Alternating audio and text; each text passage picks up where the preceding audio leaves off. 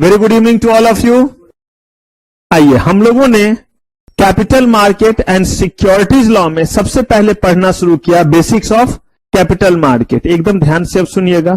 और यहां हमने शुरुआत की थी एक डिस्कशन से, और वो डिस्कशन था हमें फाइनेंशियल नीड पूरा करना था। फाइनेंशियल नीड का मतलब है कि एक तरफ वो कंपनी जो कोई ना कोई प्रोडक्ट बना रही है या कोई ना कोई जो है वो क्या बना रही है, सर्विस प्रोवाइड कर रही है। इन कंपनीज को कोई प्रोडक्ट बनाने के लिए या कोई सर्विस प्रोवाइड करने के लिए किस चीज की रिक्वायरमेंट है?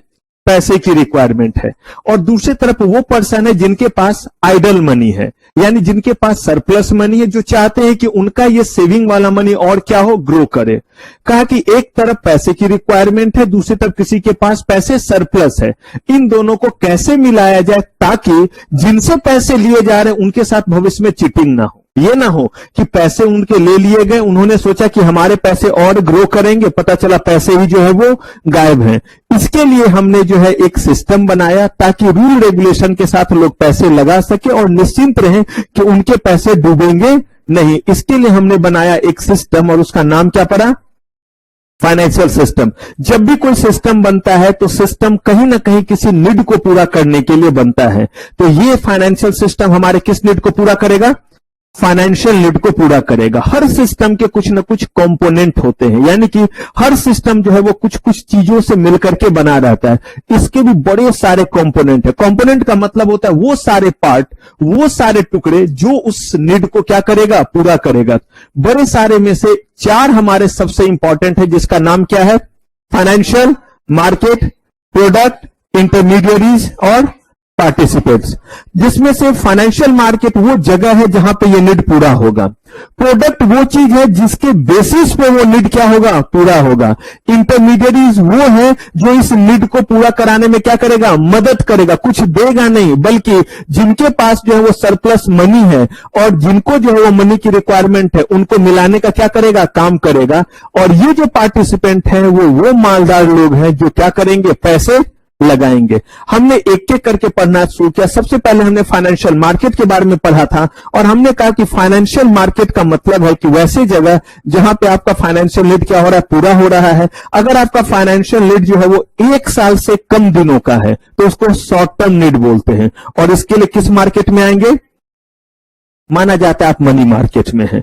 और अगर आपका फाइनेंशियल नीड, और फाइनेंशियल नीड का मतलब है जिससे आपने पैसे लिए हैं उसको पैसे सूद समेत आप पूरा का पूरा क्या करेंगे, वापस कर देंगे, वो होता है फाइनेंशियल नीड। ये नहीं कि उसका इंटरेस्ट का अमाउंट दे दिया या कोई और अमाउंट दे दिया। जितने पैसे लिए प्रिंसिपल प्लस इंटरेस्ट, सारे के सारे पैसे क्या करेंगे, हम वापस कर देंगे। कैपिटल मार्केट में 1 साल या 1 साल से ज्यादा दिनों का नीड पूरा होता है। यही नीड अगर आप बैंक से, फाइनेंशियल इंस्टीट्यूशन से या पब्लिक से जो है वो पैसे लेकर के कर रहे हैं तो ये कहलाएगा other form of lending and borrowing. लेकिन यही अगर आप डिफरेंट तरह के इंस्ट्रूमेंट के जरिए, शेयर्स, डिवेंचर, आपके बॉन्ड हो गए, इनके जरिए करेंगे तो किस मार्केट में है?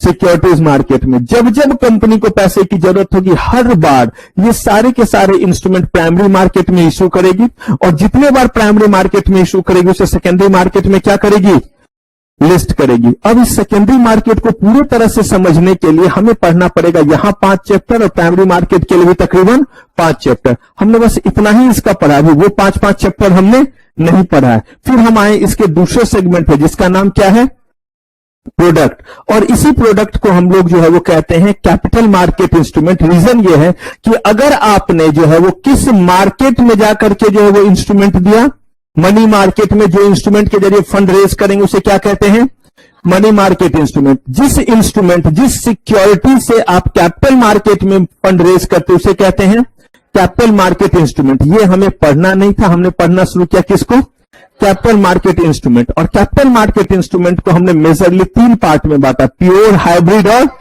अभी हमने ना डेरिवेटिव पढ़ा है ना हमने हाइब्रिड पढ़ा है। हमने पहले किसको पढ़ना शुरू किया, प्योर को। और प्योर को हमने जो है वो बांटा 2 कैटेगरी में, किसमें, शेयर्स और डिवेंचर। अभी हमने डिवेंचर पे हाथ नहीं लगाया, हमने पहला हमला किस पे किया, शेयर्स। और शेयर्स को हमने बांटा कितने कैटेगरी में, कौन कौन सा। फिर हमने इक्विटी शेयर्स को बांटा कितने कैटेगरी में, 2 कैटेगरी में, equity share with equal right with respect to dividends and voting, and equity share with differential right with respect to dividend और वोटिंग। हमने इन दोनों के बारे में पढ़ा और हमने देखा किस तरह से इक्विटी शेयर होल्डर कंपनी के ओनर कहलाते हैं। इनका राइट जो है, इनका जो है वो कहिए रिस्क और रिटर्न दोनों अनलिमिटेड है। कंपनी को खूब फायदा होगा तो इनको खूब रिटर्न मिलेगा, कंपनी डूब गई तो ये भी क्या हो गए, डूब गए। डीवीआर के बारे में हमने देखा था, equity share differential voting right, ये किस पर्पज से इशू किया जाता है, मेन पर्पज इसका क्या है, टेक ओवर से बचने के लिए और मैनेजमेंट पे कंट्रोल बनाए रखने के लिए। फिर हमने पढ़ा प्रेफरेंशियल शेयर्स और कहा कि प्रेफरेंशियल शेयर में दो बातें हमने देखी थी कि भाई किस बात का प्रेफरेंस और किससे ज्यादा प्रेफरेंस। तो कहा गया कि इक्विटी शेयर होल्डर्स को कोई भी डिविडेंड देने से पहले किसको हम पे करेंगे, जहां भी शेयर वर्ड लगा है रिटर्न किस फॉर्म में जाता है, डिविडेंड के फॉर्म में जाता है। कहा कि प्रेफरेंशियल शेयर होल्डर्स का रिस्क भी लिमिटेड है और रिटर्न भी, इनका फिक्स रेट ऑफ डिविडेंड होता है। और कहा कि इनका डिविडेंड पहले दिया जाएगा, तब किनको दिया जाएगा, इक्विटी शेयर होल्डर्स को दिया जाएगा। इन जनरल इसमें कहीं कोई वोटिंग राइट इन जनरल नहीं होता है, कुछ सर्कमस्टांसेस में इनके पास वोटिंग राइट क्रिएट हो जाते हैं। अब यहां पे हमने कहा कि इस प्रेफरेंशियल शेयर्स के अलग अलग हमने टाइप देखे, कौन कौन सा, cumulative, non cumulative, convertible, non convertible, redeemable और इररिडीमेबल। अब यहां तक का सफर हमने पिछले एपिसोड में तय कर लिया था। अब हम यहां से आगे बढ़ेंगे। अब यहां से जो आगे बढ़ेंगे इसको ध्यान से सुनिए। Participating preferential share, non participating preferential share, यहां पे फिर आपका न्यूमेरिकल बनेगा। अभी तक मैंने जो बताया न्यूमेरिकल आप बैक पेज में कर रहे हैं, फिर मैं आपको याद दिला दूं, अगर अभी से नहीं करेंगे आपके ऊपर सारा कुछ बर्डन होगा। छोटा सा चीज 4 लाइन लिखना रहा, घर गए फटाक से कर लिया, लगेगा काम खत्म हो गया। लेकिन यानी यकीन मानिए ऐसे ही 4 छोटे छोटे चीज जब एक साथ जमा हो जाते हैं ना तो फिर बोझ लगने लगता है। मैंने आपको कहा है कि जिस भी जगह पे हम न्यूमेरिकल करते हैं उसी दिन बैक पेज पे जाकर के उसको दोबारा क्या कर लीजिए, एक बार लिख लीजिए, ताकि आपको याद रहे कि एग्जाम के रात में जब पलटे तो आपको याद आ जाए कि इसी जगह से क्या आ सकता है न्यूमेरिकल। वरना होगा क्या, पूरा कॉपी पलट रहे होंगे, उसमें से कुछ पेज गिर करके इधर जाएंगे, कुछ पेज कहां जाएंगे, इधर जाएंगे, सबका हो सकता है। लेकिन अगर मान लीजिए आपका पेज अच्छे से स्टेपल रहना चाहिए, अगर मान लीजिए कि पेज इधर उधर नहीं भी गए तो ढूंढते रहिए। अब पूरे के पूरे इतने मोटे कॉपी में कहां कहां न्यूमेरिकल है, तो इससे अच्छा क्या करें हम, क्यों ना हम बैक साइड से न्यूमेरिकल बनाते रहे कि हमें पता चल जाए। और हमेशा जब ऐसा करें तो चैप्टर का नाम जरूर लिख दें, कि अगर आप पीछे साइड से बनाएं और आपको लगा कि कंफ्यूजन हो रहा है इसका कॉन्सेप्ट कहां पे था, तो आप क्या कर सके, वहां पहुंच सके। तो लिख दिया कि ये डीवीआर, लिख दिया कि ये आउटस्टैंडिंग इक्विटी शेयर्स, यानी जो चैप्टर आप पढ़ रहे हैं कैपिटल मार्केट इंस्ट्रूमेंट, ताकि आप उस तक जगह तक पहुंच पाए। ये आपको करना है, सीएस आपको बनना है, तो इतना तो आई होप कि आप कर ही लेंगे। चलिए, तो यहां तक का सफर पिछले एपिसोड में तय। यहां तक में कोई गिला शिकवा दुख दर्द, बढ़े आगे। अब देखिए हमने कहा पार्टिसिपेटिंग, नॉन पार्टिसिपेटिंग। यहां पे पार्टिसिपेटिंग वर्ड और नॉन पार्टिसिपेटिंग वर्ड इसलिए यूज किया गया कि सबसे पहले बताइए प्रेफरेंशियल शेयर्स के बारे में हमने क्या बात की थी, कितना भी आपको जो है वो रिटर्न क्यों ना आए, इनका जो है वो हिस्सा कितना है, फिक्स्ड है। इन जनरल तो यही है। अगर कंपनी ने कहा कि हम प्रेफरेंशियल शेयर होल्डर्स को 10% का डिविडेंड देंगे, आपने 1 लाख रुपया लगाया था, आपको जो रिटर्न मिलेगा वो कितना, कितना, 1 लाख रुपया का था, 1 लाख का 10% कितना हो गया, 10,000। तो आपको जो रिटर्न मिलेगा वो मिलेगा 10,000। कंपनी को जो है वो प्रॉफिट हुआ करोड़ों का, फिर भी आपका रिटर्न, अगर कंपनी को कम का हुआ 5 लाख का ही फायदा हुआ तो भी आपका रिटर्न, यानी ना कम में जो है वो आपको कम मिल रहा है, ना ज्यादा में आपको ज्यादा मिल रहा है। अब देखिए इतने सारे इंस्ट्रूमेंट है और इतने सारे इंस्ट्रूमेंट को इशू करने के पीछे वजह क्या है, अलग अलग लोगों का रिस्क लेने का अलग अलग तरह का एपेटाइट, खाने की चीज की तरह ही अलग अलग तरह की चीज, लोगों का अलग अलग तरह का क्या है, स्वाद है। अब कह रहे हैं कि कंपनी चाहती है कि ज्यादा से ज्यादा क्या हो, सब्सक्रिप्शन हो। उन्होंने क्या कहा, उन्होंने इशू करते समय कहा कि अगर कंपनी को कितना भी प्रॉफिट क्यों ना हो, आपका जो है वो return fix rate of dividend ही है, तो इसको बोलते हैं नॉन पार्टिसिपेटिंग। क्या बोलते हैं, that means you are not going to participate in the excess profit of company, that is called non participating preferential share. लेकिन अब कंपनी कहती है, ध्यान से सुनिएगा, कि अगर हमें इतने अमाउंट से ज्यादा का क्या हुआ, प्रॉफिट, ये इतना और इतना सब लिखा रहेगा ऑफर डॉक्यूमेंट में कि अगर हमें इतने अमाउंट से ज्यादा का प्रॉफिट किसी ईयर हुआ तो इतने अमाउंट से जितना ज्यादा प्रॉफिट होगा उस पे हम इतना परसेंट एक्स्ट्रा आपको जो है वो क्या देंगे, डिविडेंड देंगे। दो तीन बात आया। पहले तो वो लिमिट क्या है कि कितने से ज्यादा का प्रॉफिट होने पर लिखेगी कंपनी, कहां लिखेगी, मेरे चेहरे पे ऑफर डॉक्यूमेंट में लिखेगी, तभी तो आप पढ़ के लेंगे। पहले ही लिख देगी 5-7 लाख अरब, बोलेगा मर जा, इससे अच्छा क्या करता, इससे अच्छा जो है वो नॉन पार्टिसिपेटिंग देता, ये तो मजाक हो गया, नहीं हो गया।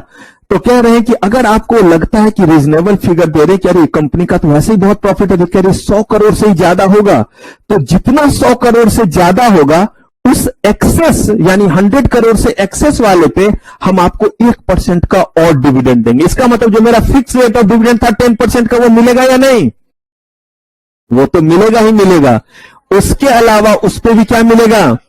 अब बताइए, अगर ऐसा इंस्ट्रूमेंट इशू हो रहा है और एक तरफ हो रहा है नॉन पार्टिसिपेटिंग कि चाहे कुछ भी हो जाए आपको इतना ही मिलना है, कह रहा है अगर दोनों ही सिचुएशन हो तो आप किस तरफ जाना चाहेंगे, अगर सेम कंपनी हो तो। अब यही जब पार्टिसिपेटिंग और नॉन पार्टिसिपेटिंग होगा तो मुझे एक चीज बताइए, कंपनी जो है वो दोनों तरह का इशू क्यों करेगी, तब तो हर लोग किसमें लेना चाहेंगे, तो नॉन पार्टिसिपेटिंग फिर कौन लेगा। जब भी कोई चीज बना है तो कोई ना कोई तो खाएगा, हो सकता है टिंडा आपको पसंद ना हो ज्यादा, तो रिस्क तो रिटर्न के अकॉर्डिंग ना, सिर्फ रिस्क लेना क्यों। इसका मतलब ये बोलिए कि नॉन पार्टिसिपेटिंग में आपका rate of fix rate of dividend क्या होगा, नॉन पार्टिसिपेटिंग में ज्यादा होगा ना, और पार्टिसिपेटिंग में क्या होगा। सोच करके देखिए, अगर नॉन पार्टिसिपेटिंग कोई कम लेने के लिए आएंगे, जब आप बोलेगा भाई पार्टिसिपेटिंग तो नहीं है लेकिन हम इसमें 12% का क्या दे रहे हैं, फिक्स रेट ऑफ डिविडेंड दे रहे हैं, और इधर पार्टिसिपेटिंग में कह रहे देखो बॉस, अगर कंपनी को बहुत प्रॉफिट हुआ तो 10 तो देंगे लेकिन 1% उधर से देंगे। लगे यार ये 1% तो बहुत ज्यादा हो जाएगा, तो यही तो आपने रिस्क लिया कि कंपनी को अगर क्या होता है इतने अमाउंट से ज्यादा का प्रॉफिट होता है, तो यही तो आपका कैलकुलेशन है। तो यही रिस्क और रिटर्न को लेकर के दोनों तरह के इंस्ट्रूमेंट क्या किए जाते हैं, इशू किए जाते हैं। तो जब भी ये आपको बताया जाएगा किसके बारे में, पार्टिसिपेटिंग और नॉन पार्टिसिपेटिंग, तो नॉन पार्टिसिपेटिंग में सिर्फ और सिर्फ इंफॉर्मेशन है fix rate of dividend, interest मत बोल दीजिएगा, फिक्स रेट ऑफ, जहां पे भी वर्ड शेयर लगा हुआ है रिटर्न का नाम क्या है, चाहे वो अनलिमिटेड हो, चाहे वो फिक्स्ड हो, चाहे जिस भी तरीके से हो।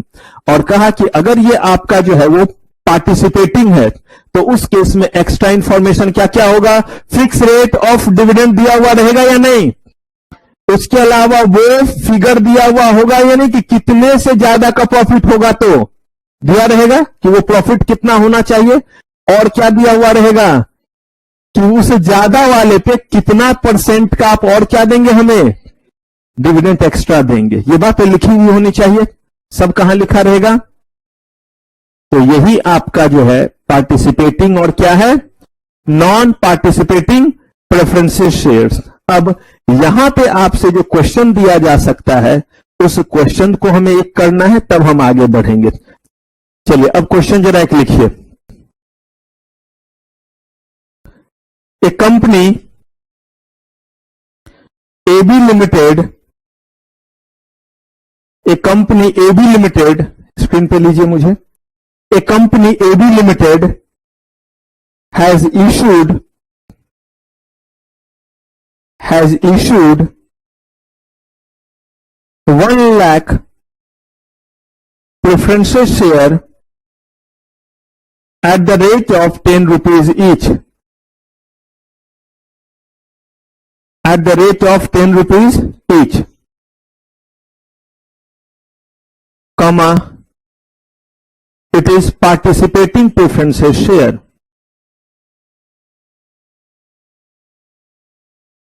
It is participating preferential share.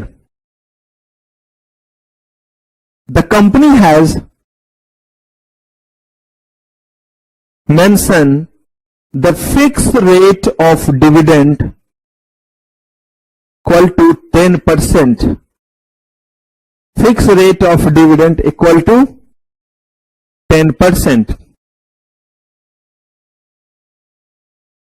and participating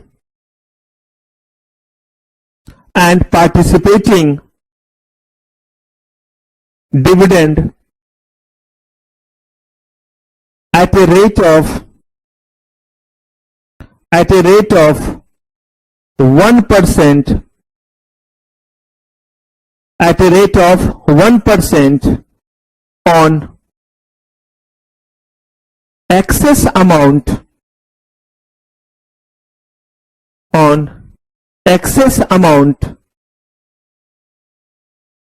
achieved by company in any financial year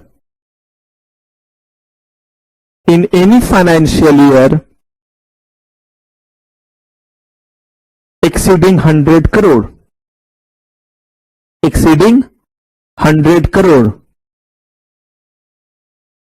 exceeding 100 crore.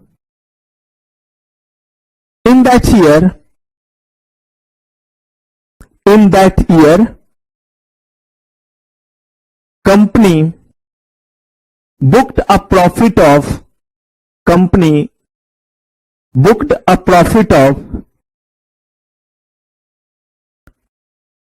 110 crore.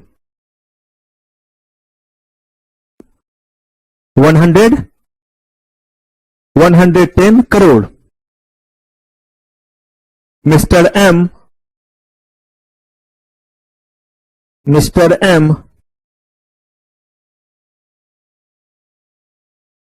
was invested, Mr. M was purchased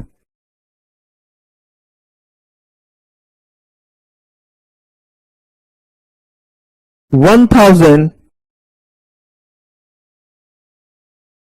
participating preferential share of the company. 1,000 participating preferential share of the company. Calculate the total dividend.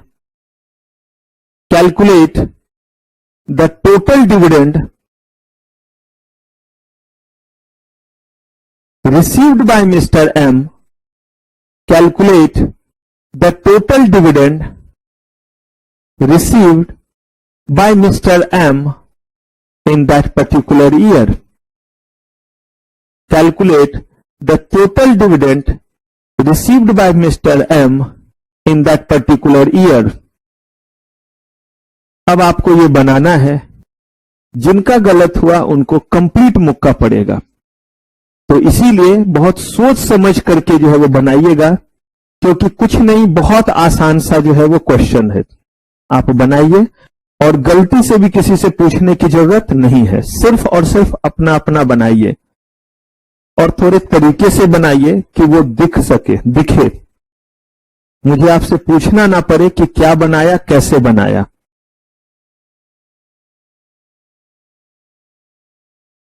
समझिए, exam में पूछा है तो कैसे लिखेंगे, कैसे बनाएंगे। Screen full कर दीजिए।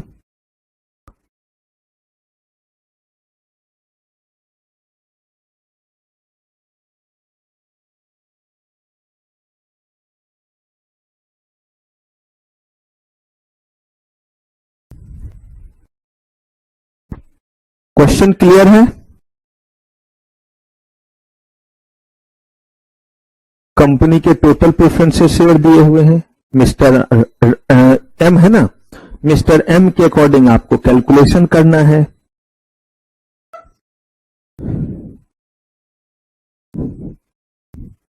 प्रॉफिट दिया हुआ है, एक्सेस अमाउंट से ज्यादा वाला जो प्रॉफिट होगा उस पे कैलकुलेशन करना है। अब देखते हैं आप कैसे करते हैं। देखिए, दो बातें यहां पे हैं, ध्यान से सुनिएगा। कितना आसान क्वेश्चन मैंने आप लोगों को दिया, यही होता है प्रैक्टिकल क्वेश्चन। और याद रखिएगा मैंने क्या बोला है आपको, ले लीजिए स्क्रीन पे, मैंने आपको क्या बोला है कि सीएमएसएल में रिजल्ट जो है वो बहुत अच्छा होता है, यानी कि मार्क्स बहुत ज्यादा आते हैं, फेल बहुत करते हैं। रीजन ये है कि अभी जो है वो शायद तीसरी चौथी क्लास है, 2-3 तरह के तो प्रैक्टिकल ऑलरेडी देख चुके हैं। तो ये मैथ की तरह, सर स्क्रीन पे ले लीजिए मुझे, यानी ये मैथ की तरह आपका जो है वो क्या चल रहा है, गेम चल रहा है। तो इसीलिए यहां पे ध्यान रखिए चीजों को बनाना कैसे है। अब देखिए इसमें कौन कौन सी बात करें। सबसे पहले दो जो है वो मिलना है इनको। अब सब अपना जो है वो कॉपी बंद और ध्यान से सुनिए और मैच कर लीजिए जिनका सही है। इस क्वेश्चन में तकलीफ क्यों? क्वेश्चन क्या हम समझ पाए? जो फिक्स रेट ऑफ डिविडेंड मिलना है वो किस रेट से है? तो 10% किस चीज का? मेरे दादाजी के वसीयत का या आपके? कुछ नहीं, जितना इन्वेस्टमेंट है उसका। और क्या ना? 100 करोड़ क्यों भाई? उसने जितना लगाया था, कितना पैसा लगाया था? 1000 प्रेफरेंस शेयर लिया था ना। तो 1000 प्रेफरेंस शेयर कितने रुपए में लिया? 1000 प्रेफरेंस शेयर जो उसने लिया था वो किस रेट से लिया था? 10 रुपए के रेट से। तो उसका इन्वेस्टमेंट कितना था? इस 10,000 पे फिक्स रेट ऑफ डिविडेंड कितना होगा? 1000। तो मिल गया उसको, फिक्स रेट ऑफ डिविडेंड 1000 मिला। अब चेक कीजिए क्या कंपनी को प्रॉफिट 100 करोड़ से ज्यादा हुआ? क्योंकि 100 करोड़ प्रॉफिट नहीं हुआ तो भूल जाइए सारी बात को। अगर 90 करोड़ दिया, देखिए यही चीज ध्यान रखिएगा, 90 करोड़ दिया रहता बस यही आंसर होता, बस कंफ्यूज करने के लिए इतना कहानी दे दिया। लेकिन यही कितना लिख दिया है? 100। और क्या बोला है कि 100 करोड़ अगर प्रॉफिट होगा तो जितना 100 करोड़ से ज्यादा प्रॉफिट अगर होगा तो एक्स्ट्रा डिविडेंड देगा। लेकिन एक्स्ट्रा के बारे में क्या बोला? 100 करोड़ से जितना ज्यादा होगा उस पे एक्स्ट्रा देगा या टोटल पे एक्स्ट्रा देगा? हाँ, अब ये भी पढ़ना पड़ेगा लैंग्वेज में, हो सकता है पूरे पे भी दे दे, उसकी मर्जी है। लेकिन यहां पे इसने कहा कि 100 करोड़ से, ध्यान से 100 करोड़ से जो है वो जितना ज्यादा होगा उस एक्सेस पे कितना प्रोवाइड करेगा? तो 100 करोड़ से कितना ज्यादा हुआ है? एकदम ध्यान से सुनते रहिए, कितना? यही एक्सेस हुआ ना। अब इस 10 करोड़ पे कितना मिलेगा? कहा कि एक्स्ट्रा हम आपको डिविडेंड देंगे, कितना परसेंट? 1%। यानी कि इस पे आपको हम दे देंगे 1%। तो कितना होगा 1%? 10 लाख। तो अब उसको जो मिला 10 लाख, कितना? 10 लाख प्लस 1000, यानी कि टोटल जो डिविडेंड वो लिया 10 लाख 1000, ये उसका रिटर्न हुआ 10,01,000 रुपए। क्लियर आया था उतना? कौन सा? 1000 तो फिक्स रेट ऑफ डिविडेंड है। ऐड इसीलिए किया कि हमने आपसे क्या पूछा? Total dividend received by mister M. तो मिस्टर एम को कौन कौन सा डिविडेंड मिलेगा? सबसे पहले डिविडेंड जो मिलेगा वो है फिक्स रेट ऑफ डिविडेंड। तो उसका इन्वेस्टमेंट कितना था? तो 10,000 का 10% कितना हुआ? ये हुआ फिक्स रेट ऑफ डिविडेंड। अगर कंपनी को नहीं हुआ रहता 100 करोड़ से ज्यादा का प्रॉफिट तो बस इतना ही मिलता ना उसे। लेकिन अब हुआ है 100 करोड़ से ज्यादा का, तो 100 करोड़ से कितना ज्यादा हुआ है? 10 करोड़ ज्यादा। तो बोला जितना ज्यादा है उस पर उसका कितना अधिकार बनता है? और वैसे वैसे और भी लोगों का क्या बनता है? अधिकार बनता है। जिसने क्या लिया था? Preference, participating preferences shares. आपको मिस्टर एम का कैलकुलेट करने के लिए पूछा तो पार्टिसिपेटिंग डिविडेंड जो मिला वो कितना हो गया? 10 लाख। और जो फिक्स रेट ऑफ डिविडेंड है वो कितना हुआ? 1000। तो टोटल 10,01,000। क्लियर है? हाँ या ना? सबका? हाँ जी, चंचल नाम के ठीक उल्टा। चलिए, तो क्लियर है ये चीज? पक्का है? याद रखिए इसी तरह के क्वेश्चन रहते हैं। नहीं आपको ज्यादा कहानी, ज्यादा चीज पूछने की जगह इस तरह से दे दिया तो उस केस में आता है तो देखिए पूरे मार्क्स मिलेंगे। 5 नंबर का क्वेश्चन रहेगा, 5 नंबर मिलेगा। और यही अगर नहीं किया तो क्या हो जाएगा? गड़बड़। क्या ये मैं बना दूं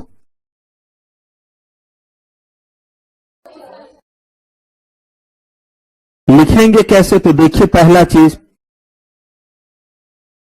mister M is having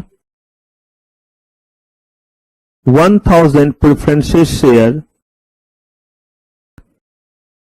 equal to 1000 into 10,000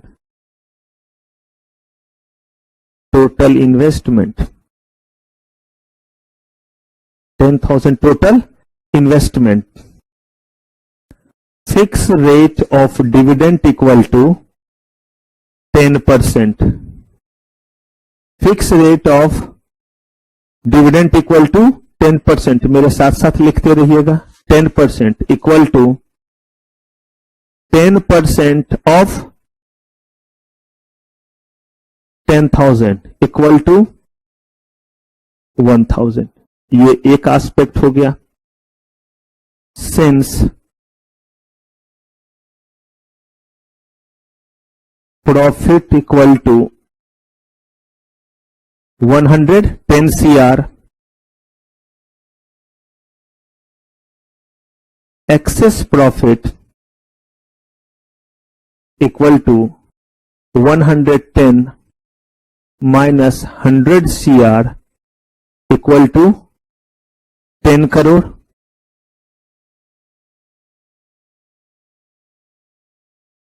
Participating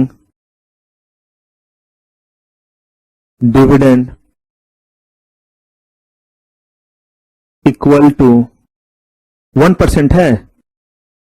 1% of 10 crore equal to 10 lakh.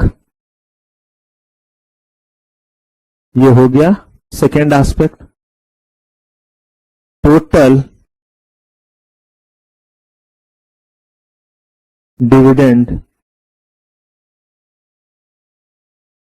received by Mr. M equal to 1 plus 2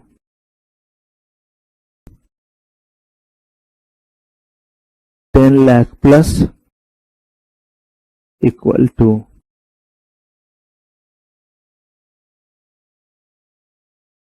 हो गया. ऐसे ही बनाएंगे अगर एग्जाम में रहा तो. क्लियर है? नहीं, न्यूमेरिकल है ना, तो इसमें जो है वो नहीं. अगर कहीं भी आपसे जो है वो सजेस्ट और ये सब चीज पूछता तब प्रोविजन पे जाते हैं. अदरवाइज हमें प्रोविजन और पार्टिसिपेटिंग के बारे में बताने की जरूरत. ये तो न्यूमेरिकल आपसे पूछा, न्यूमेरिकल को क्या करेंगे? आंसर करेंगे. यही अगर बोल देता suggest managing director about paying the dividend to mister M, तब आपको पहले पार्टिसिपेटिंग का क्या बताना पड़ता? डिफाइन करना पड़ता कि पार्टिसिपेटिंग क्या हुआ, और तब ये बताना पड़ता कि कितना मिलेगा. क्लियर है? तो देखिए, हमने प्योर इंस्ट्रूमेंट को बांटा था कितने पार्ट में? प्योर को 2 पार्ट में. एक हमारा शेयर्स और एक शेयर्स को बांटा था कितने कैटेगरी में? 2. एक हमारा इक्विटी और एक, हमने इक्विटी भी पूरा पढ़ लिया और प्रेफरेंस भी. अब हम किस पे पहुंच रहे हैं? डिवेंचर पे. डिवेंचर के बारे में कहा गया, एकदम ध्यान से सुनिएगा, कि डिवेंचर में कहीं पे भी आगे या पीछे कहीं शेयर वर्ड लगा है? कहा नहीं. कहा कि अगर इसमें कहीं शेयर वर्ड नहीं लगा हुआ है तो इसका मतलब जो भी रिटर्न इनके जो है वो डिवेंचर होल्डर को दिया जाएगा उसका नाम डिविडेंड नहीं होगा. जो भी हो उसका नाम पहले क्या नहीं होगा? डिविडेंड नहीं होगा. कहा ठीक है. कहा तो डिवेंचर है किस नेचर का, और डिवेंचर बेसिकली क्या प्रेफरेंसेस शेयर्स की तरह किसी को प्रेफरेंस जो है वो प्रोवाइड करेगा? कहा गया कि देखिए, डिवेंचर अपने आप में प्रेफरेंसेस का भी प्रेफरेंस है. कहा कैसे? मैंने आपको एक एग्जांपल दिया था कि अगर मान लीजिए कि मेरे घर में, मैंने बताया था कि भाई बहन में सबसे बड़ा मैं, मुझसे छोटा भाई और सबसे छोटी बहन. अगर चॉकलेट का बंटवारा होगा तो मुझसे ज्यादा प्रेफरेंस मेरे भाई को दिया जाएगा, लेकिन क्या बहन से ज्यादा प्रेफरेंस मिलेगा? नहीं मिलेगा. ऐसे ही अगर हम 3 इंस्ट्रूमेंट की बात करते हैं, डिवेंचर, प्रेफरेंसेस शेयर्स और इक्विटी शेयर्स, तो कहा गया कि डिवेंचर होल्डर जो हो गए उनको सबसे ऊपर रखा गया है. मतलब यह है कि अगर कंपनी को प्रॉफिट नहीं हुआ तो आपने जो है वो इक्विटी शेयर होल्डर्स को नहीं दिया, क्योंकि उनको डिविडेंड देते हैं। प्रेफरेंशियल शेयर होल्डर्स को भी तो डिविडेंड ही देते हैं। कंपनी को प्रॉफिट नहीं हुआ तो डिविडेंड उनको भी नहीं मिलेगा। अरे भाई कुमुलेटिव है तो एक्युमुलेट होता जाएगा, यही होगा, लेकिन मिलना तो उनको भी उसी से है, प्रॉफिट से ही मिलना है। लेकिन कहा डिवेंचर के साथ ऐसा नहीं है। अब जिसका जितना ज्यादा रिस्क लेने का एपेटाइट, इक्विटी शेयर होल्डर सबसे ज्यादा जो है वो रिस्क लेते तो रिटर्न भी सबसे ज्यादा है। प्रेफरेंशियल शेयर होल्डर्स को उससे कम रिस्क है तो उससे कम रिटर्न भी है। डिवेंचर होल्डर के पास रिस्क बहुत कम होता है। क्यों रिस्क बहुत कम होता है? क्योंकि डिवेंचर एक ऐसा इंस्ट्रूमेंट हो गया जिसके बारे में कंपनी कहती है कि मैं आपसे कर्ज ले रहा हूं और आपको एक लेटर दे रहा हूं जो इस बात का प्रमाण है, इस बात का प्रूफ है कि मैंने आपसे कर्ज लिया है। This is called certificate of indebtedness. बस इस बात का मतलब यह समझिए कि अगर आप बैंक से लोन लेते, बहुत ध्यान से समझिएगा, तो और डिवेंचर्स जो है वो इशू करते हैं तो अंतर कहां आता है? कहा गया कि डिवेंचर बेसिकली एक ऐसा इंस्ट्रूमेंट है जिसका नेचर जो है वो क्या है कि आप इनको फिक्स रेट ऑफ इंटरेस्ट देते हैं। क्या देते हैं? बिल्कुल वैसे ही जैसे प्रेफरेंशियल शेयर होल्डर्स को क्या देते हैं? फिक्स रेट ऑफ, इनको क्या देते हैं? फिक्स रेट ऑफ इंटरेस्ट देते हैं। कहा ठीक है, फिक्स रेट ऑफ इंटरेस्ट जब देंगे तो वो कहां से लाएंगे? कहा फिक्स रेट ऑफ इंटरेस्ट जो है इसमें कहा गया कि जमीन बेचो, जायदाद बेचो, जो बेचना है बेचो, प्लांट बेचो, मशीनरी बेचो, लेकिन इनका पैसा क्या करना पड़ेगा? पहले इस बात से कोई लेना देना नहीं है कि कंपनी को प्रॉफिट हुआ या, कहा कि इनका इसीलिए जो है वो इंटरेस्ट भी का अमाउंट क्या होता है? कम होता है, क्योंकि इनकी रिस्क क्या है? कम है। अगर कंपनी नहीं दे पाई इंटरेस्ट तो कहा कि कंपनी अगर इंटरेस्ट नहीं दे पाई तो प्लांट मशीनरी पे चार्ज क्रिएटेड है तो उसको बेच करके पैसा क्या किया जाएगा? अगर प्रिंसिपल अमाउंट समय पे नहीं दिया कि भाई इतने दिन बाद प्रिंसिपल अमाउंट दे देंगे, वो नहीं दिया तो बेचेंगे, और इंटरेस्ट का अमाउंट हर साल नहीं दिया तो भी क्या करेंगे? बेचेंगे। कहा कि इन जनरल जब डिवेंचर इशू होता है, ध्यान से समझिएगा, इन जनरल जब डिवेंचर इशू होता है तो हमेशा उस पर क्या क्रिएट किया जाता है?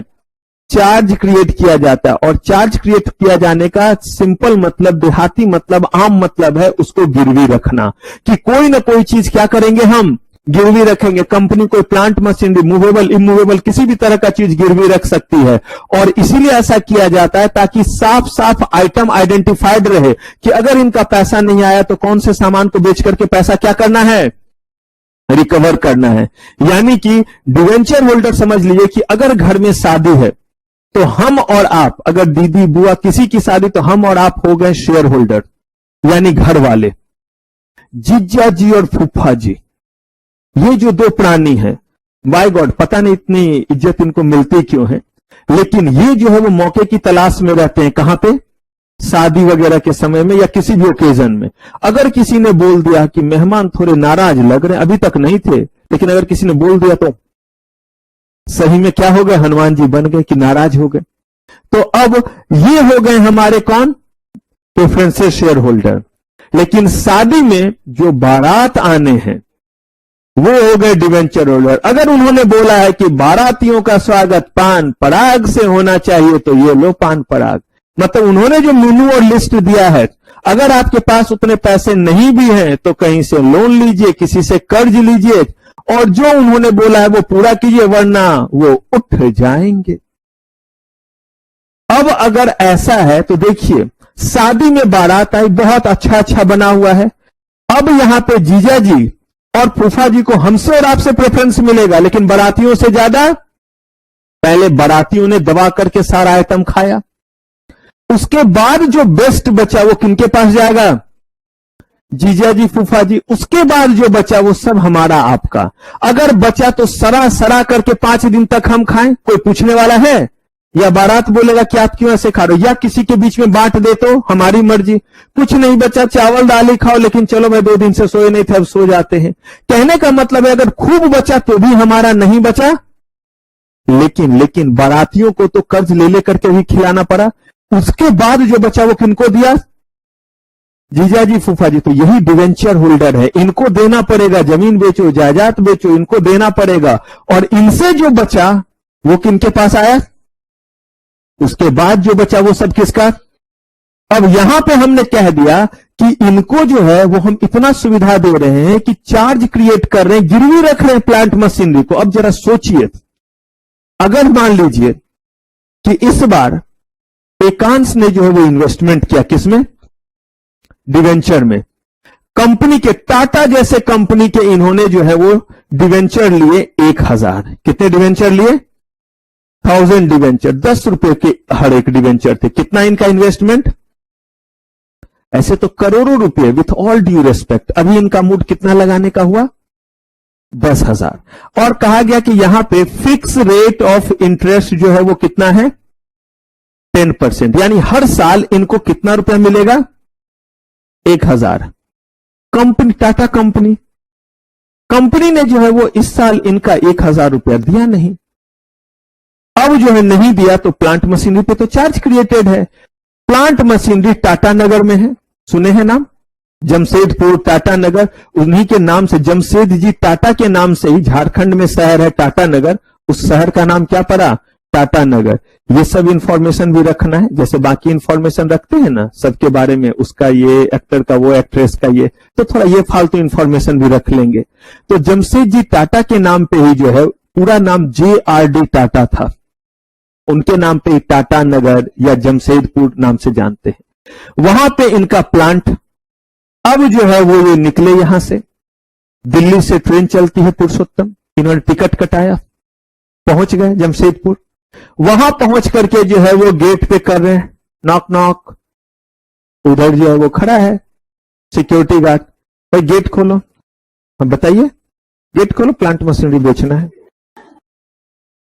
कितने रुपए वसूलने हैं? 1000 रुपए। बोल रहे हैं गेट खोलो, क्या करना है? प्लांट मशीनरी बेचने आए हैं। मत पूछिए वो कैसे कैसे स्वागत करेंगे, ये किसी को बता नहीं पाएंगे। मतलब दिल का हाल सुने दिल वाला, छोटी सी बात ना मिर्च मसाला। बेचारे चुपचाप जो है वो जो होगा अपने पे लेके आएंगे। मुझे बताइए, क्या ये वहां पे बेच पाएंगे इस प्लांट मशीनरी को? कैसे बेचें? ग्राहक को ले जाएं, एक को पकड़ा, कोई नहीं मिला, निकिता ही बलि का बकरा, तो इन्हीं को लिया कि खरीद लो खरीद लो। ये भी बोलते ठीक है 5000 में खरीद लेंगे। अब जो कुछ इन्हें पढ़ना था कुछ अब उन्हें भी पड़ेगा, क्योंकि ये बोलेंगे कि ग्राहक भी साथ में है। अभी तक तो अकेले थे, अब कौन है? कहा अच्छा है, कोई तो होना चाहिए जो खबर पहुंचाए कि शहीद हुए तो कितने तरीके से शहीद हुए। अब जो है वो ग्राहक भी लाए, तो क्या ये बेच पाएंगे? तो क्या फायदा हुआ इतने बड़े बड़े बोल वचन दे करके कि डिवेंचर होल्डर को कभी कोई दिक्कत नहीं हुआ, क्योंकि उनका अगर पैसा नहीं मिला तो वो क्या कर सकते हैं? प्लांट मशीनरी बेच करके पैसे रिकवर प्रैक्टिकली हम और आप ये कर पाएंगे? हाँ, तो अब जो है वो सेबी ने कहा, यही दुख को देख करके, आम आदमी के दुख को समझा और बोला कि ये आम आदमी नहीं कर सकता है। इसीलिए सेबी ने बोला कि अगर आप पब्लिक के बीच में डिवेंचर क्या करेंगे, तो आपको डिवेंचर ट्रस्टी को अपॉइंट करना ही पड़ेगा, कोई चॉइस।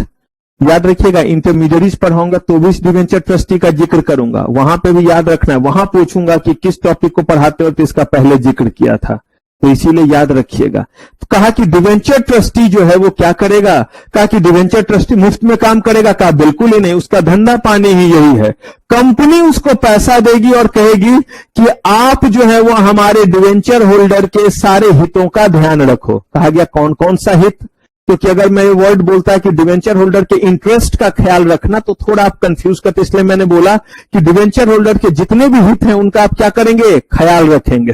कहा कौन कौन सा? कहा पहला, जो उनका प्रिंसिपल अमाउंट है वो रिडम्पशन के समय उनको क्या होना चाहिए?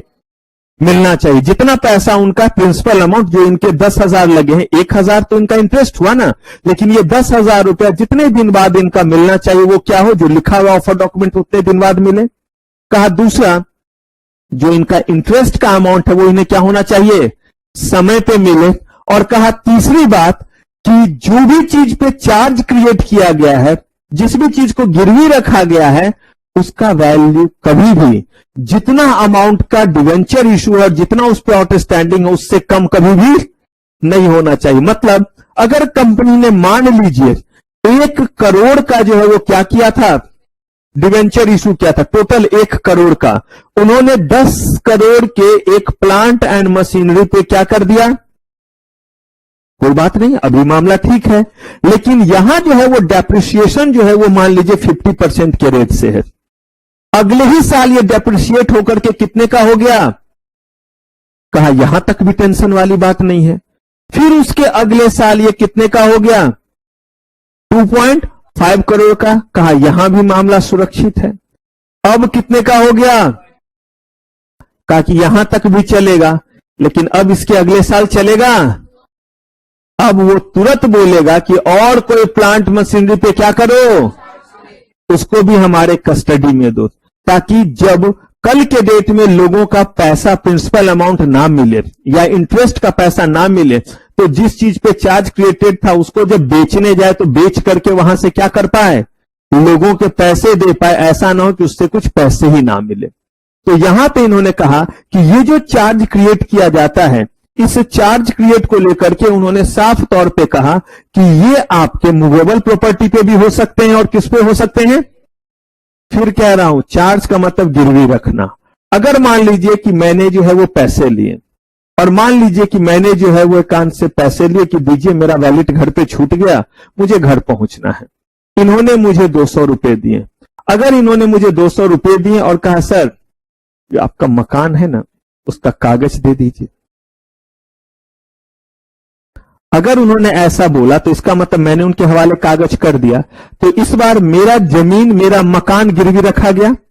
तो when charge is created on movable property है या ये इमूवेबल प्रॉपर्टी है मकान, तो इमूवेबल प्रॉपर्टी पे जब कोई चार्ज क्रिएट होता है या इमूवेबल प्रॉपर्टी को जब आप गिरवी रखते हैं तो उसका एक पर्टिकुलर नाम है और उसे क्या बोलते हैं, मॉर्गेज।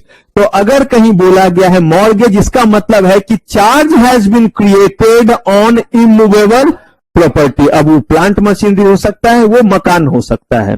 लेकिन अगर मान लीजिए कि इन्होंने कहा कि सर आप अपना लैपटॉप दे दीजिए, अब लैपटॉप मेरा मूवेबल या इमूवेबल, तब तो मेरे साथ घूम रहा होता है।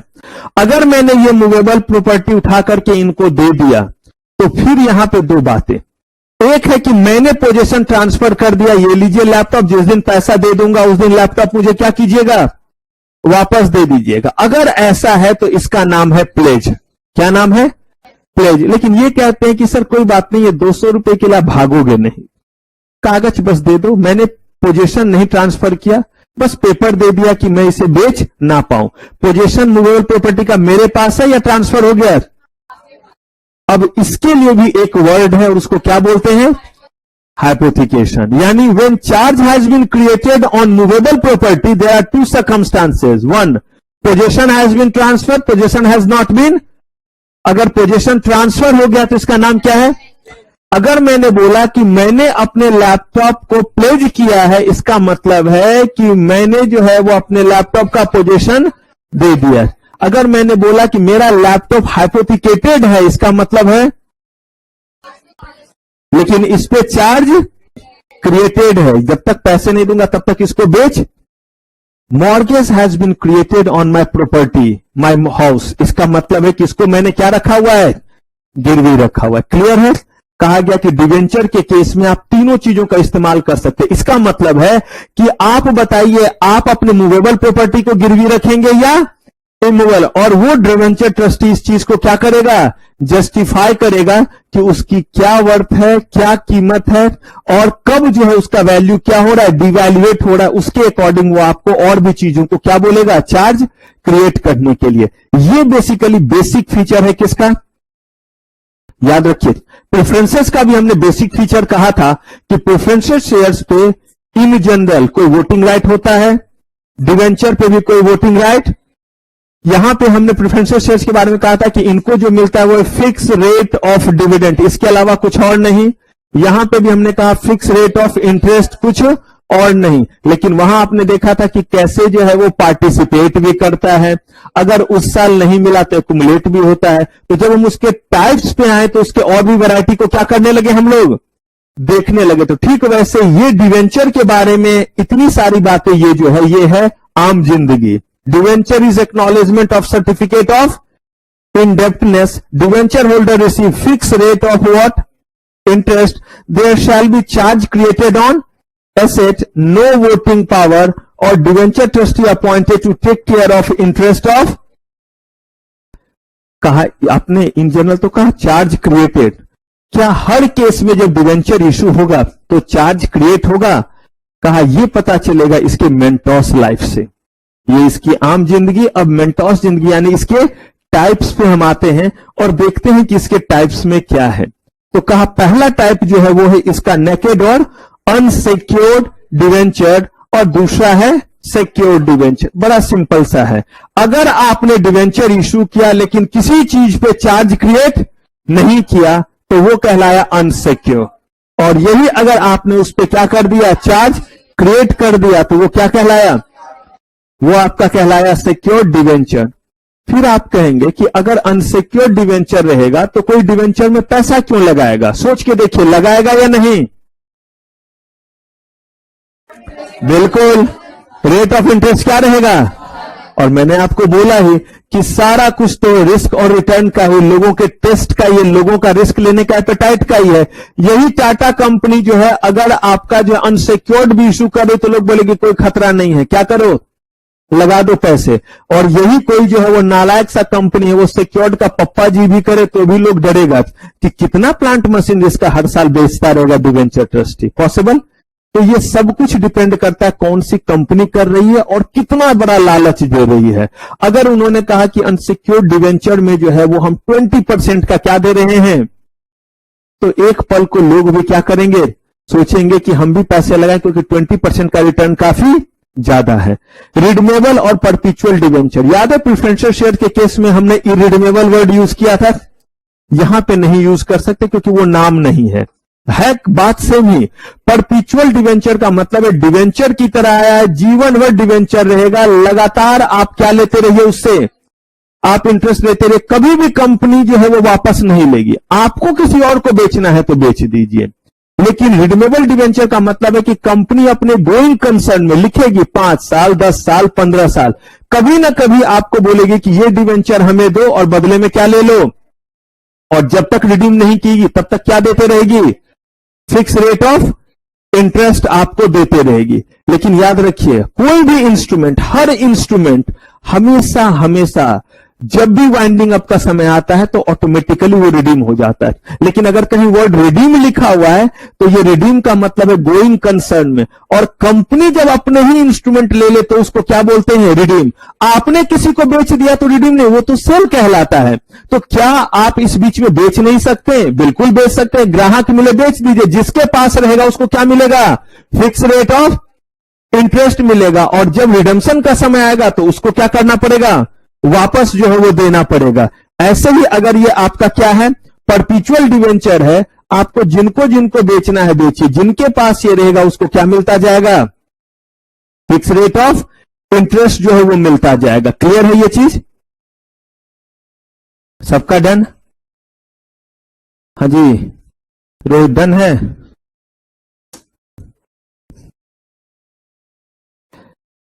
दो तरह के डिवेंचर, एक कहा रजिस्टर्ड और एक कहा बियरर। रजिस्टर और बियरर में अंतर क्या है? तो जब ध्यान से सुनिएगा, जब भी कोई भी इंस्ट्रूमेंट कंपनी इशू करती है तो हमेशा कंपनी अपने एंड पे भी एक डेटाबेस रखती है, जैसे register of member. Register of member का मतलब होता है कि उसमें कंपनी क्या करेगी, सारा का सारा डिटेल रखेगी अपने मेंबर का, किसके नाम से कितने शेयर्स अलॉट हुए हैं, उनका सारा डिटेल वहां रहेगा। ठीक वैसे ही प्रेफरेंशियल शेयर इशू की तो प्रेफरेंशियल शेयर्स का सारा रिकॉर्ड रखती है। ठीक वैसे ही डिवेंचर अगर इशू करेगी तो आपको तो मिल गया डिवेंचर सर्टिफिकेट, जिसमें जो है वो नाम लिखा हुआ है मिस्टर XYZ, 1 लाख अगर 1000 शेयर्स हैं, किस रेट डिवेंचर है, किस इंटरेस्ट रेट से मिला है, तो वो रेट ऑफ इंटरेस्ट जो है वो लिखा रहेगा। और इधर कंपनी का जो अपना रजिस्टर ऑफ डिवेंचर होल्डर है, उसमें भी लिखा रहेगा यहाँ पे मिस्टर एक्स के नाम से जो है वो 1000 शेयर और ये 1000 डिवेंचर, ये सारा रिकॉर्ड लिखा हुआ रहता है। अब होता यह है कि अगर कोई बंदा जिसने जो है वो डिवेंचर क्या किया है, डिवेंचर जो है वो परचेज किया है, तो डिवेंचर परचेज करने के बाद वो क्या कर रहे हैं, डिवेंचर परचेज करने के बाद जो है वो इस चीज को किसी को बेचना चाह रहे हैं। मान लीजिए कि डिवेंचर परचेज किया सचिन ने, बेचना चाह रहे हैं अंकित जी महाराज को, तो अब जो है काम अच्छे करेंगे तो अंकित जी महाराज ही लोग बुलाएगा, तो अब जो है वो किनके पास, सचिन ने जो है वो खरीदा और किनको बेचना चाह रहे हैं, अंकित जी, फिर महाराज जी। कोई इज्जत है या नहीं है, एक ही बार जी लगाया, किनको बेचना चाह रहे हैं, हाँ अंकित जी महाराज जी को बेचना चाह रहे हैं। अब हुआ क्या कि इन्होंने जो है वो उनको जो है वो डिवेंचर दिया और डिवेंचर देने के बाद पैसे ले लिए। जैसे ही जो है वो अंकित जी महाराज जी घर आए, उनके घर पे जो है वो पुलिस आए और इनके 2-2 बार जी होने का भी सम्मान नहीं किया, क्योंकि सचिन ने जो है वो पुलिस को कॉल किया कि मेरा जो है वो डिवेंचर जो है वो किसी ने चुरा लिया। इन्होंने कैश दिए थे, अब इनके घर पुलिस आई और ये कह रहे हैं कि आपने जो है वो डिवेंचर चुराया है महाराज जी। तो बोला कि मजाक समझ लिया है, पता है मैं कौन हूं, मैं कौन हूं पता है तुझे, तो क्या अंकित जी महाराज जी, पता है तुझे कैसे मेरा ये नाम पड़ा है, तो कहा भाई जैसे भी तेरा नाम पड़ा हो, लेकिन एक चीज बताओ ये लाया कहां से, तो बोला पैसे देके खरीद के लाया हूं। अच्छा जरा दिखलाना इस पे नाम किसका है, तो बोला इस पे तो सचिन लिखा हुआ है, इस पे तो जो है वो जीजी जो है वो लिखा हुआ है ही नहीं। कहा इस पे तो जो है वो सिर्फ और सिर्फ किसका नाम है, कहा कि सचिन, तो उसमें जी अभी नहीं लगा, तो उन्होंने अभी ऐसे जो है वो इनका नाम जो है वो नहीं है, अभी वो बड़े इज्जतदार व्यक्ति हैं, ये भी जो है वो किसी का दिल बहलाएंगे तो इनके भी आगे हम क्या करेंगे, इनके भी आगे हम चौके छक्के जो है वो लगाएंगे। तो अब देखिए जब ऐसा हुआ तो इन्होंने सोचा कि मैंने क्या किया, मैंने तो जो है वो पैसे दिए और मेरे घर जो है वो पुलिस आ गई, पुलिस कह रही इस पे तो सचिन का नाम है, ये आपका कैसे माने, और कंप्लेन तो उन्होंने ही किया है। अब ऐसे केस में क्या होगा, अगली बार जब इन्हें कहीं लेना रहेगा या कोई भी डिवेंचर लेंगे तो वो क्या बोलेंगे कि पहले इसमें किसका नाम हो, मेरा नाम हो। कहा गया कि अगर ये आपके नाम से तो कंपनी के रजिस्टर में भी आपका नाम होना चाहिए, वहां भी देख रहे हैं तो कंपनी के रजिस्टर में किनका नाम है, सचिन का नाम है। इसको बोलते हैं रजिस्टर्ड डिवेंचर। क्या बोलते हैं, रजिस्टर्ड डिवेंचर। अब अगर ऐसे रजिस्टर्ड डिवेंचर किसी को ट्रांसफर करना है तो रजिस्टर्ड जो डिवेंचर है उस डिवेंचर के साथ जो है वो सचिन जो है वो ट्रांसफर डीड लगाएंगे और ट्रांसफर डीड लगा करके उसके साथ स्टेपल करेंगे और उसमें ट्रांसफर ट्रांसफरी दोनों का नाम लिखेंगे। ट्रांसफर वो खुद हो गए, ट्रांसफर में जो है वो अंकित जी महाराज जी का नाम लिखेंगे 2 बार जी के साथ। अब जो है वो नाम लिखा और लिख करके किसके पास भेजेंगे, अब ये भेजा जाएगा कंपनी के पास। कंपनी के पास जब ये जाएगा और उनके बीच में आपस में एग्रीमेंट हो गया कि जब डिवेंचर आ जाएगा तब मैं आपको इतने पैसे दूंगा और कुछ टोकन मनी दे दिया है, वो उनके पास पड़ा हुआ है सचिन के पास। अब ये कंपनी के पास गया, कंपनी ने देखा कि हाँ ये जो है वो सचिन के नाम से है, सचिन का सिग्नेचर मैच किया क्योंकि ट्रांसफर डीड में इन्हीं का सिग्नेचर, कहीं ऐसा ना हो कि नाम तो जो है वो अंकित जी महाराज जी, लेकिन पता चला उनके घर बर्थडे में गए और एक डिवेंचर सर्टिफिकेट जेब में डाल लिया मोड़ करके और चल गए। और साथ में क्या कर रहे हैं वो देखिए, साथ में डिवेंचर ट्रांसफर डीड बना करके जो है वो अपने नाम से भी कर रहे हैं। कहते हैं ना एक तो चोरी ऊपर से क्या कि इसे अपने नाम से कर रहे, तो इसीलिए वो सिग्नेचर मिलाया जाएगा। अगर उसमें सिग्नेचर मैच कर गया सचिन का, तो ऐसे केस में कंपनी उस डिवेंचर सर्टिफिकेट को फाड़ के फेंकेगी, एक नया डिवेंचर सर्टिफिकेट बनाएगी, उस पे जो है वो सचिन अंकित जी महाराज जी का नाम लिखा रहेगा, और जो ये रजिस्टर ऑफ डिवेंचर होल्डर है इसमें भी यहां पे सचिन के नाम के आगे ट्रांसफर टू लग जाएगा, और यहां पे अंकित जी महाराज जी का क्या लिखा जाएगा, नाम लिखा जाएगा। और तब जब इनके पास आएगा तब ये बचा हुआ पैसा क्या करेंगे, उनको देंगे। देखिए इनकन्वीनियंट है, टाइम कंज्यूमिंग है या नहीं, लिक्विडिटी कम हो गया या नहीं। लिक्विडिटी का मतलब है कि कोई चीज कितना जल्दी क्या हो सकता है, कैश में कन्वर्ट। यहां पे तो कुरियर से जाएगा, फिर 7 दिन, फिर उधर से 7 दिन, और बीच में तो कंपनी मैराथन कर नहीं रही है कि जैसे उधर से आया फटाक से लेकर के जो है वो बदलना शुरू कर देगा। उसके पास भी तो और काम है, थोड़े समय लगेंगे या नहीं लगेंगे। तो पता चला 15-20 दिन, महीने भर का क्या लग गया टाइम, और तभी तो जो है वो पैसे इनको मिलेंगे। अगर सचिन के पास ये था तो पैसे तभी मिलेंगे जब महाराज जी के नाम पे ये क्या होगा, आज से जो है वो इतिहास इन्हें किस नाम से पुकारेगा, महाराज जी के नाम से पुकारेगा। तो अब जो है ये जब महाराज जी के नाम से क्या होगा, रजिस्टर होगा, तभी जो है वो क्या करेंगे, वो पैसे देंगे। टाइम जरूर लगा, लेकिन मुझे बताइए अगर ये जो है अपने घर में रखे हुए सचिन और कोई ये चीज चुरा ले तो क्या उसका यूज कर पाएगा ना, कोई यूज नहीं। कैसे यूज कर पाएगा, क्योंकि उस पे जो है वो नाम लिखा हुआ है, वो रजिस्टर्ड है। लेकिन बियरर का मतलब होता है किसी का नाम नहीं रहेगा, बस सर्टिफिकेट पे नंबर रहता है, और यहां भी सर्टिफिकेट नंबर रहता है। जो भी वो लेकर के कंपनी के पास जाएगा, कंपनी उसको क्या दे देगी, जो उनका जो है वो इंटरेस्ट है वो इंटरेस्ट दे देगी। कोई किसी को बेचना चाहे तो जस्ट ट्रांसफर या जस्ट डिलीवरी बेसिस पे कर लेगी, उधर दिया और पैसे क्या कर लिए, ले लिए।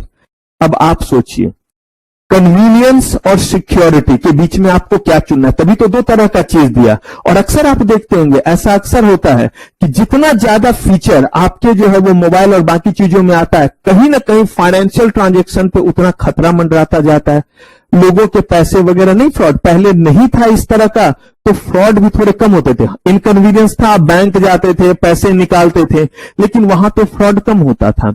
आज के समय में अगर किसी ने हाइक कर लिया, कुछ और कर लिया, तो पता चलता किसके, हर दिन कुछ सुनने में आता है कि आज उसके अकाउंट से, आज उसके अकाउंट से। ये न्यूज के लेवल पे मैं कह रहा हूं, सिर्फ सुनी सुनाई बातों पे नहीं। इसका मतलब है, लेकिन कन्वीनियंट भी तो है, पैसे लेकर के चलने की जरूरत नहीं। मेरे पास तो वैसे भी नहीं है, लेकिन आपके पास है, आपको लेकर के चलने की जरूरत नहीं है। आराम से आप अपना मोबाइल से ऐसे करके कहीं भी जो है वो स्कैन करते हैं और क्या कर देते हैं, पेमेंट कर देते हैं। तो यहां पे इन्होंने कहा कि इन दोनों के बीच में दोनों तरह के इंस्ट्रूमेंट है, आपको जो मर्जी वो आप लीजिए। कंपनी को जो लगेगा अच्छा, वो कंपनी मार्केट देख करके करती है कि हमारे किस इंस्ट्रूमेंट का इस समय ज्यादा क्रेज है। तो ये हुआ रजिस्टर्ड और ये है आपका बियरर। डन कीजिए इसको।